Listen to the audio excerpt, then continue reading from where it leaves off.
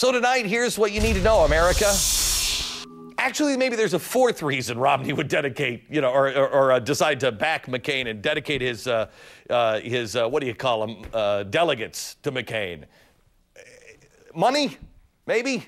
From an economic standpoint, it looks like we're going to be in $260 billion in the red of spending of Barack Obama. $210 billion from Hillary Clinton, $54 billion from Mike Huckabee, and only $7 billion from John McCain. So I guess McCain's priced to move.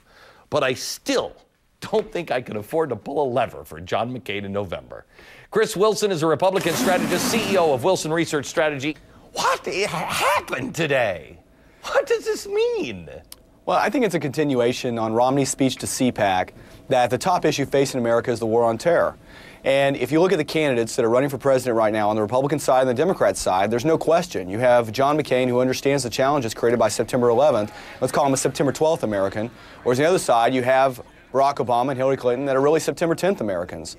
So if you want to look at it from the standpoint of Mitt Romney's speech to CPAC and the important issues facing America, the most important issue, and let's face it, it's a lot easier to live through a bad economy than it is a terrorist attack. I think you can rationalize why it is that Mitt Romney made this decision. I think the Republicans just stand in line. I think that's the problem. They're just like, okay, next. Yes, you were the front runner last time. You're the candidate this time. I think they're just all standing in line.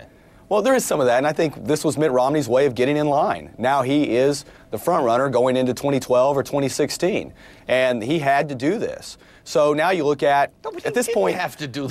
That's the point. That's what America hates about these parties. I mean, everybody seemed to hate Mitt Romney. All the other candidates, they dogpiled on him. You could feel the hatred between John McCain and Mitt Romney, mainly coming, I think, from McCain and the shock and just disbelief from Romney. That's what they hate about it, is they hated him because, well, he hadn't paid his dues. Right, and this is his way of paying his dues. I mean, Glenn, what other choices exist? Do you endorse Barack Obama? Do you endorse Hillary Clinton? I might endorse Hillary. I might. Well, I think from a standpoint, if you're going to take it seriously that the war on terror and the fight against Islamic extremists is the primary issue facing America moving forward, Hillary Clinton is just really not an option. Come on. Hillary Clinton, here's why I say, first of all, America, I won't insult you by endorsing any candidate like you care who I endorse. But I might endorse Hillary Clinton. You know why? Because there'd be opposition and her husband triangulates things. Barack Obama's just going to run with it and name the time that John McCain has ever reached across the aisle and grabbed Ted Kennedy or some liberal by the collar and said, I need you to help conservatives on this movement. He's always reaching across the aisle to move us the progressive way.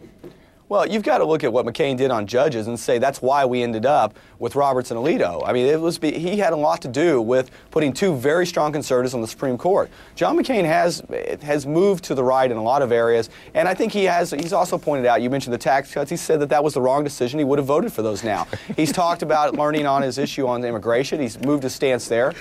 It's a game, Chris. I think Americans are tired of playing a game. It's just turning into a game. All right, I got to run. Thank you so much, Chris. Thank you. Let me turn now to outspoken McCain critic.